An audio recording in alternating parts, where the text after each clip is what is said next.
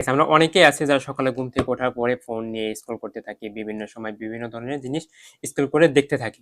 তো কি হয়? যখন নাকি আমরা লং টাইম ধরে এই ফোনের স্ক্রিনটা স্ক্রল করতে থাকি অথবা অনেকে থাকে যারা বিভিন্ন কোম্পানিতে জব করে অথবা রিসেপশনে কাজ করে তাদের কিন্তু লং টাইম ধরে কম্পিউটার স্ক্রিনের সামনে থাকতে হয়। তো অনেকেই কমপ্লেইন করে যে এই লং টাইম স্ক্রিন থাকার পরে তাদের এই ২ চোখের এদিকে ব্যথা করে, অনেক সময় ঝাপসা, ঝাপসা দেখে। তো এটার কারণটা কি? আমাদের চোখটা কিন্তু সবসময় ভিজা বা তরল থাকে। এজন্য কিন্তু আমরা চোখে একটা ভালো ভিশন দেখতে পাই।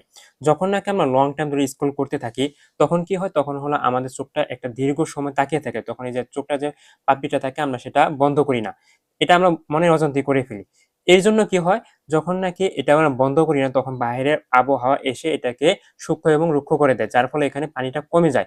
এইজন্য আমরা তখন ঝাপসা, ঝাপসা দেখি। এইজন্য অবশ্যই আপনাদেরকে যে ফোনের চালানোর যে সময়টা এটা অবশ্যই একটা লিমিটেশন এর মধ্যে আনতে হবে। ২ থেকে ৩ ঘন্টা।